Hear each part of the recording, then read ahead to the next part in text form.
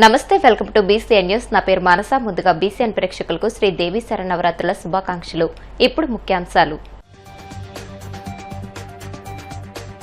Assembly సమావేశాలను YCP బహిష్కరించడంపై మండిపడ్డ deputy speaker Raghurama Krishnam Raju.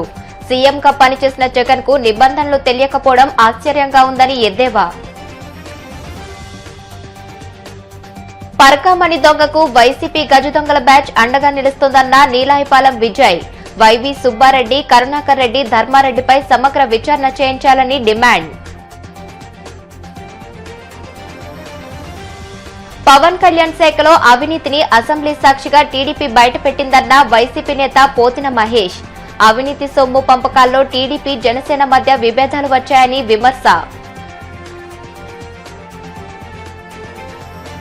నూజివీడులో ఘనంగా 69వ శ్రీ దేవి శరన్నవరాత్రి మహోత్సవంలో మొదటి రోజు శ్రీ బాల త్రిపుర సుందరి దేవిగా భక్తులకు దర్శనమిచ్చిన శ్రీ కోట మహిషాసుర మర్దిని అమ్మవారు. వైసీపీ అధినేత జగన్, ఆ పార్టీ ఎమ్మెల్యేలు అసెంబ్లీ సమావేశాలను బహిష్కరించడంపై డిప్యూటీ స్పీకర్ రఘురామకృష్ణంరాజు తీవ్రస్థాయిలో విరుచుకుపడ్డారు. సభకు వరుసగా 60 రోజులు గైర్హాజరైతే సభ్యత్వం రద్దవుతుందనే నిబంధన జగన్ కు తెలియదా అని ప్రశ్నించారు. పశ్చిమ గోదావరి జిల్లా పెద్దామిరంలో రఘురామకృష్ణంరాజు మాట్లాడుతూ, గతంలో ఎంపీగా, ప్రతిపక్ష నేతగా, ముఖ్యమంత్రిగా పనిచేసిన జగన్ కు శాసనసభ నిబంధనలు తెలియకపోవడం ఆశ్చర్యంగా ఉందని అన్నారు. రాజ్యాంగంలోని ఆర్టికల్ 190 ప్రకారం సభాపతి అనుమతి లేకుండా వరుసగా 60 రోజుల పాటు సమావేశాలకు హాజరు కాని సభ్యుడు అనర్హుడవుతాడని ఆయన స్పష్టం చేశారు. ఇదే విషయం అసెంబ్లీ నిబంధనల్లో కూడా క్లాజ్ 187 లో కూడా ఉందని, ఈ రూల్స్ ఆన్లైన్లో అందుబాటులో ఉన్నాయని, వైసీపీ నేతలు వాటిని పరిశీలించాలని సూచించారు. ప్రముఖ దినపత్రికల్లో చూశా, సభకు రాకపోతే సభ్యత్వాలు రద్దు చేస్తారా? ఆ నిబంధన ఎక్కడుందో చెప్పమనండి. ఎమ్మెల్యేలు, ఎంపీలు అందరం రాజీనామా చేసేద్దాం. మీరు సభకు పోతానంటే నేను వద్దన్నానా? మాజీ మంత్రి పెద్దిరెడ్డితో కలిసి వెళ్ళండి. ప్రతిపక్షానికి ఎంత సమయం ఇస్తారో తేల్చుకోండి. వైసీపీ ఎల్పీ సమావేశంలో జగన్మోహన్ రెడ్డి. వార్త క్లుప్తంగా సారాంశం: జగన్మోహన్ రెడ్డి గారు పార్లమెంట్ సభ్యులుగా చేశారు. ప్రతిపక్ష నాయకుడిగా గతంలో 5 ఏళ్లు ఉన్నారు. 5 సంవత్సరాలు ముఖ్యమంత్రి చేశారు.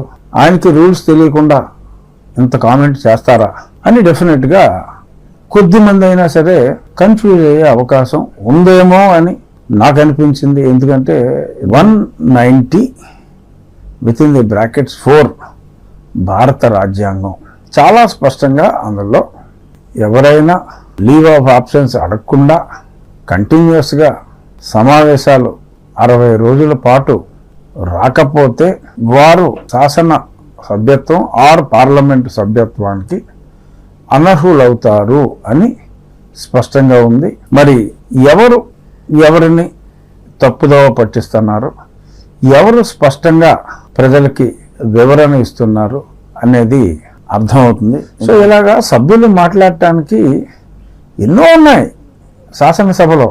అంతేగాని నాకు ఎంత సమయం ఇస్తారో కనుక్కోండి అంటే నువ్వు కాలింగ్ అటెన్షన్ ఇస్తావా, అడ్జర్న్మెంట్ మోషన్ ఇస్తావా, నువ్వు ప్రశ్నోత్తరాల సమయంలో అడుగుతావా, 0 అవర్లో అడుగుతావా అన్నదేమీ తెలియకుండా మరి నాకెంత సమయం ఇస్తారు, మీకెంత సమయం ఇస్తారు, మీరే తెలుసుకోండి పోండి అని అంటాం.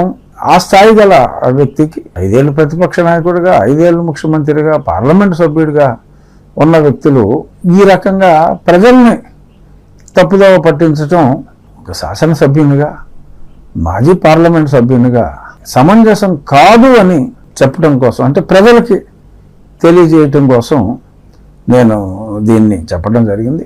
మాట్లాడాలి అని అంటే ఇన్ని అవకాశాలు ఉన్నాయి. బడ్జెట్ మీద మాట్లాడాలి, ఇంకాస్త సమయం ఇవ్వండి అధ్యక్ష అని చెప్పి మరి అడిగితే తప్పకుండా కన్సిడర్ చేసే అవకాశాలు ఎక్కువ ఉంటాయి.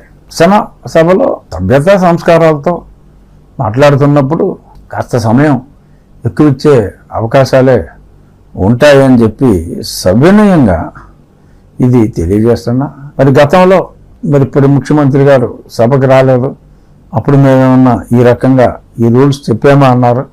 అసలు 5 సంవత్సరాల కాలంలోనే శాసనసభ నిర్వహించిన రోజులు చాలా తక్కువ. నవంబర్ 2021 అంటే 2.5 సంవత్సరాల తరువాత మొత్తానికే అసెంబ్లీ 68-69 రోజుల కన్నా జరగలేదు. 5 సంవత్సరాలు కలిపి కొరవ 2.5 సంవత్సరాల్లో కనీసం 35 రోజులు కూడా సభ జరగలేదు కాబట్టి ఆ ప్రశ్నే ఉత్పన్నం కాలేదు. ఈయన మొదటి రోజు నుంచే రానని చెప్పటం జరిగింది కాబట్టి ఆ రూల్ అన్నది రాజ్యాంగంలో రాసి ఉన్నది. రాజ్యాంగమే తప్పు అని ఈయన అంటారా? మరి రాజ్యాంగం చదవకపోవటం ఆయన తప్పని ప్రజలు అనుకుంటారేమో అన్న విచక్షణ లేకుండా మరి ఎందుకని మాట్లాడారో సభలో అడగండి. అడిగిన తర్వాత సమయం ఇవ్వకపోతే ఇదిగో చూసారా ఇవ్వలేదు సమయం అని మాట్లాడటం ఎంతో కొంత సమంజసం అవుతుందేమో కానీ అసలు సభకే రాకుండా మరి ఈ రకంగా మాట్లాడటం సమంజసం కాదు అని సవినయంగా వైఎస్ఆర్ కాంగ్రెస్ పార్టీ శాసనసభ్యులకి తెలియజేస్తున్నాను. చూద్దాం మరి సభలో ఏమన్నా మార్పులు ఉంటాయేమో, మార్పులు ఉండాలని ఆశ. పవిత్రమైన శ్రీవారి ఆలయంలో వైసీపీ నాయకులు 100 కోట్లు స్వాహా చేశారని, పరకామణి దొంగకు వైసీపీ గజదొంగల బ్యాచ్ అండగా నిలుస్తోందని AP biodiversity board chairman Neelayapalem Vijay Kumar విమర్శించారు. మంగళగిరి టీడీపీ కేంద్ర కార్యాలయంలో ఆయన మీడియాతో మాట్లాడుతూ భక్తులు ఇచ్చే కానుకలు, డబ్బులు, డాలర్లు, బంగారం, ఇతరత్ర వాటిని గత 15 ఏళ్లుగా దొంగతనం చేస్తున్నట్లు తేలిన దొంగకు శిక్ష వేయడం పోయి వైసీపీ నాయకులు వెనకేసుకొస్తున్నారని అన్నారు. రవికుమార్ అనే గుమస్తా శ్రీవారి సొమ్ము దోచుకుని తిరుపతి, చెన్నై, విజయవాడలో విలువైన స్థలాలు, విల్లాలు కొనుగోలు చేశారని, అలాంటి వ్యక్తిని జైల్లో పెట్టి శిక్షించాల్సింది పోయి వైసీపీకి చెందిన 2 మాజీ టీటీడీ చైర్మన్లు వైవి సుబ్బారెడ్డి, కరుణాకర్ రెడ్డి, నాటి ఈవో ధర్మారెడ్డి కలిసి అతనికి అండగా నిలిచారని విమర్శించారు. వెంకటరమణ గోవిందా గోవిందా అని మనం అందరం రోజుకు 10 సార్లు దేవదేవుని స్మరించుకుంటాం.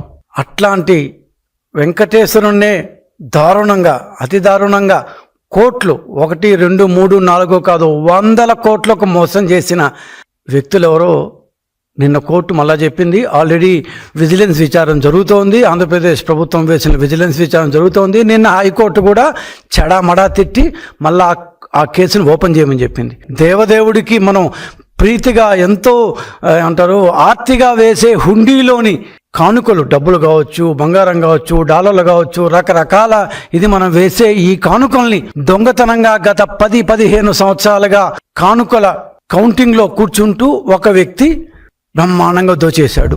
ఇట్లాగా చాలాసార్లు చూసాము. ఇట్లా పోతుంటాయి, వ్యక్తులను పట్టుకుంటారు, జైల్లో పెడతారు, శిక్ష వేస్తారు, పోతుంది. అవి చిన్న ఏదో పోతూ పట్టుకుపోవడం ఏదైనా తప్పే, దానికి తగ్గ శిక్ష పడుతుంటుంది. కానీ 100 కోట్లు దోచేసి వాళ్ళని తక్కువ చేయడం నా ఉద్దేశం కాదు. ఒక చిన్న సైజు గుమాస్తా లాంటి వ్యక్తి కనీసం 150 కోట్ల రూపాయలు విలువైన ప్లాట్లు, ఫ్లాట్లు, ఇల్లు చెన్నై మొదలుకొని, విజయవాడ మొదలుకొని, తిరుపతి మొదలుకొని ఇక్కడంతా కొన్నాడంటే ఆ వ్యక్తిని ఏం చేయాలి? జైల్లో పెట్టాలి, శిక్షించాలి.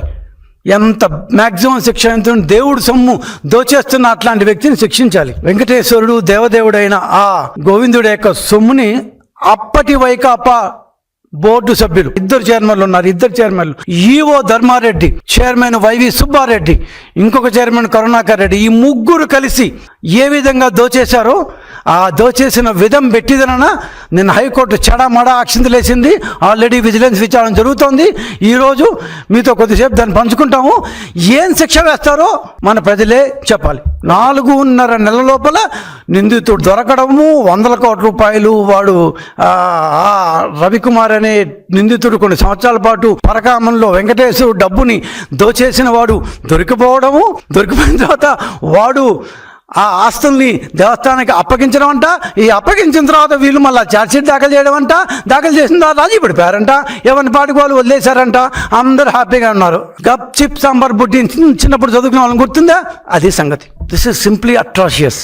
ఒక దేవుడి దగ్గర ఇంత ఘోరాలు చేయడం. మీరు అవినీతి చేశారు ఏమంటారు, ఆ 2వ సంవత్సరం 3వ సంవత్సరం కూల్చేసి దాంట్లో దాన్ని ఏమో డబ్బులు తీసుకున్నారు.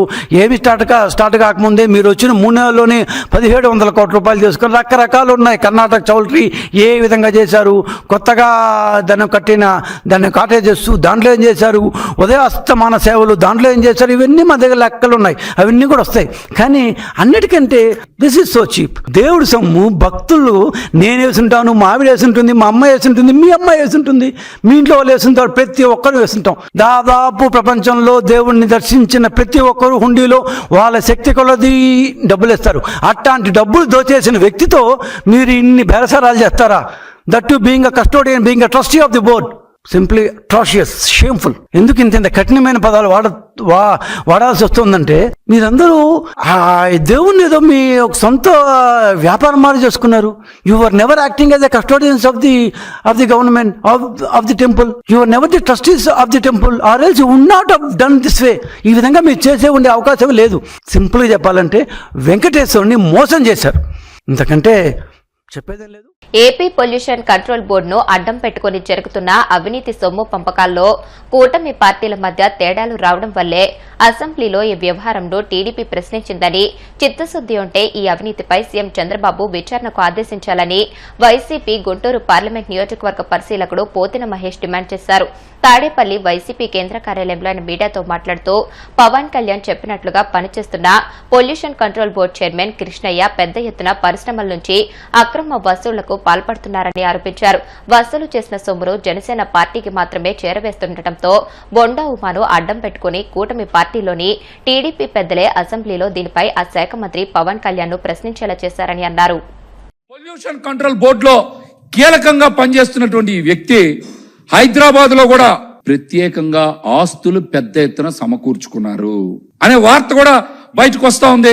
అలాగే కాకుండా ఈయన చాలా కంపెనీలని బెదిరించి వాళ్ళ దగ్గర ఉండేటువంటి కాంట్రాక్టులు కూడా లాగేసుకొని జగ్గయ్యపేట, రాజమండ్రి లాంటి చోట ప్రీ ప్రాసెసింగ్ యూనిట్లని పెట్టారని కూడా బయటకు వస్తా ఉంది.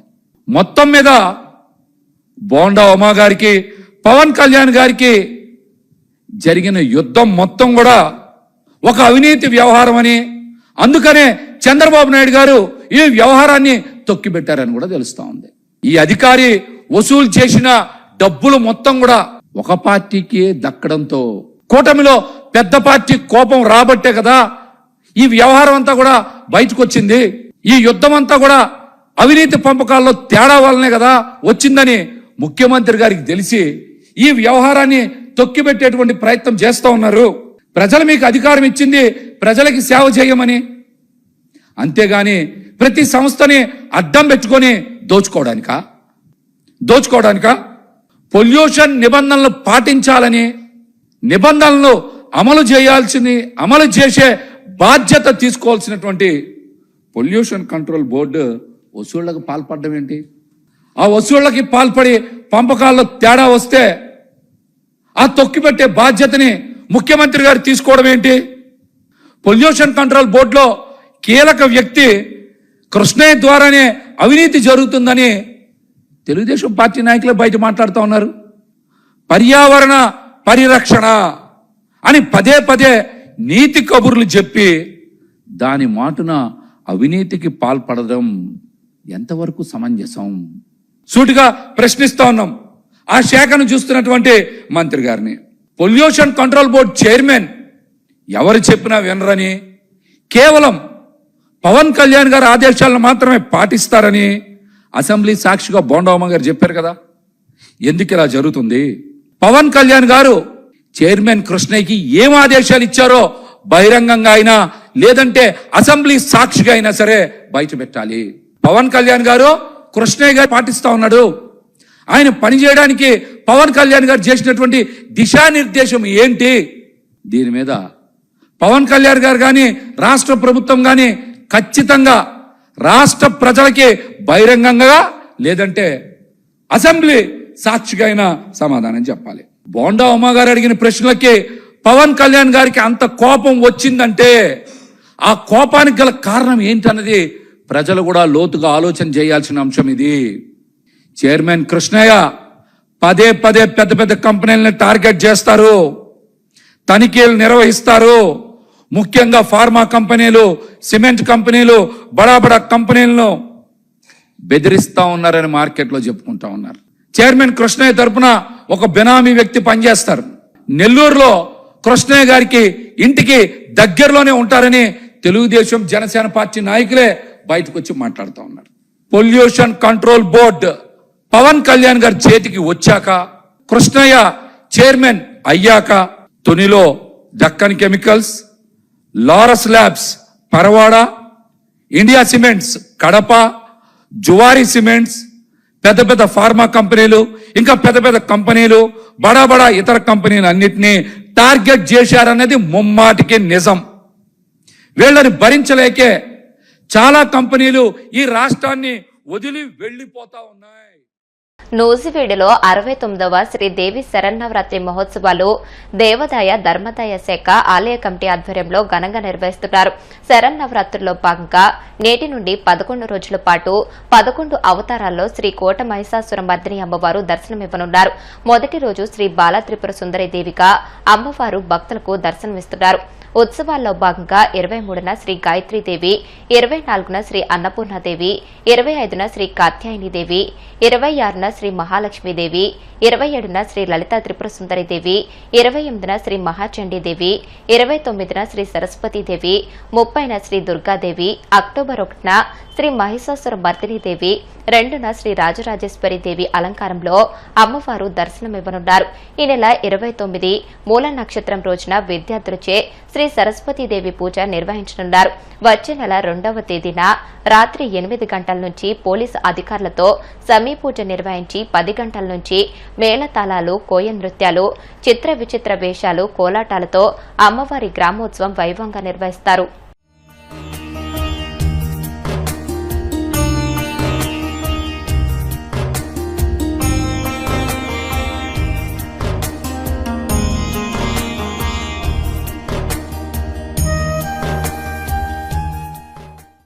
ఇప్పుడు కాసేపు ప్రకటనలు.